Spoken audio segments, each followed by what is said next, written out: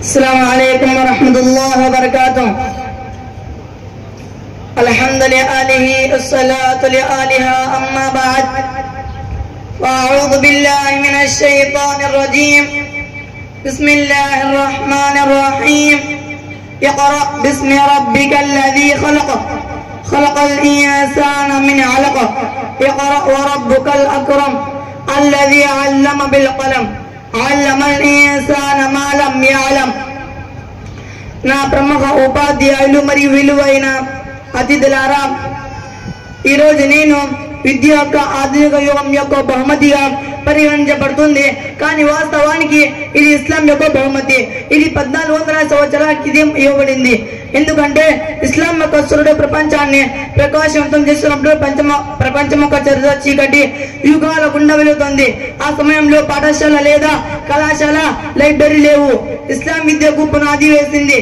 ఇస్లాం విద్య కంటే మరేమి అని నొక్కి చెప్పలేదు. జ్ఞానాన్ని వెతకడం అనేది ఒక పవిత్రమైన ఫరజ్. ఇది ప్రతి ముస్లిం మగ మరియు ఆడ ఇద్దరిపై ఫరజ్ గా ఉంటుంది. అల్లాహ్ సూరా ఇఖ్రా బిస్మి రబ్బికల్లజీ ఖలఖ ఖలఖల్ ఇన్సాన మిన్ అలఖ ఇఖ్రా వ రబ్బుకల్ అక్రమ్ అల్లజీ అల్లమ బిల్ ఖలం అల్లమల్ ఇన్సాన మా లం యఅలం। అతను ఒక గడ్డ నుండి సృష్టించిన మీరు ప్రభువుతో చదవండి మీ ప్రభు కలం చేత రాయండి. నేర్పిన అత్యంత ఉదారుడు అతను తెలియని మానవాళికి నేర్పించాడు. నా ప్రియమైన ప్రేక్షకులారా, ఈ మన ప్రవక్త ముహమ్మద్ సల్లల్లాహు అలైహి వసల్లం కి అల్లాహ్ నుండి అవతరించిన పవిత్ర ఖురాన్ యొక్క మొదటి వచనాలు ఇక్రా అనే పదం చదవండి. జ్ఞానాన్ని వెతకడం మిమ్మల్ని మీరు విద్యావంతులను చేసుకోండి మొదలైనవి. ఇది ఇస్లాంలో విద్య యొక్క ప్రముఖతను సూచిస్తుంది. విద్య యొక్క విలువను సూరా తహాలో మళ్ళీ పునరావృతం చేశారు. శక్తిమంతుడైన అల్లాహ్ వఖుర్ రబ్బి జిద్నీ ఇల్మా, నా ప్రభువు నాకు జ్ఞానాన్ని పెంచు. నా ప్రేమైన సోదరులారా, మనకు తెలిసినంత పరిమితం అని ఈ ఆయత్ సూచిస్తుంది. మన జ్ఞానాన్ని పెంపొందించమని అల్లాహ్ని అడగాలి.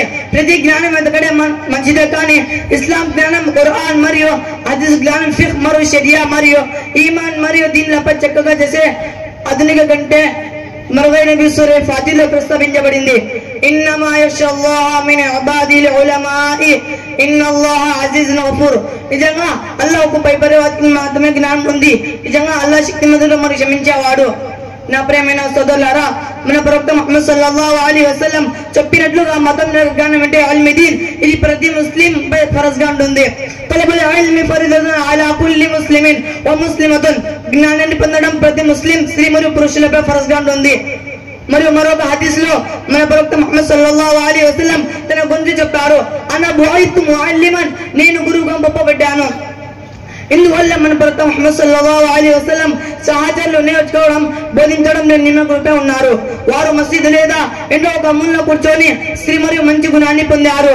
వారు తక్కువ కాలం అత్యంత నాగరికంగా సాంస్కృతికంగా పరిగణించబడ్డారు. నా ప్రియమైన మిత్రులారా, విద్యను 2 రకాలుగా వేరు చేయొచ్చు. ఒకటి ఇస్లామిక్ విద్య, రెండవది ఆధునిక విద్య. పిల్లలను 2 రకాల విద్యలతో చదివించడం ప్రతి తల్లిదండ్రుల బాధ్యత. ఎందుకంటే మతపరమైన విద్య ద్వారా తమ పిల్లలు చట్టబద్ధమైన హలాల్, చట్టవిరుద్ధమైన హరాం నుండి వేరు చేయగలరు. వారు ఇస్లాం అంటే ఏమిటి తెలుసుకుంటారు. అల్లాహ్ మనతో ఏమి కోరుకుంటున్నాడు, తౌహీద్, రిసాలత్, నమాజ్, హజ్ మరియు మొదలైనవి ఏమిటి తెలుసుకుంటున్నారు. కానీ రెండో రకమైన విద్య ఆధునిక విద్య. ఈ ద్వారా తమ పిల్లలు డాక్టర్, ఇంజనీర్, అడ్వకేట్, సైంటిస్ట్ కావచ్చు. కానీ రెండో రకమైన విద్య డబ్బు సంపాదన కోసం మాత్రమే ఉపయోగపడుతుంది.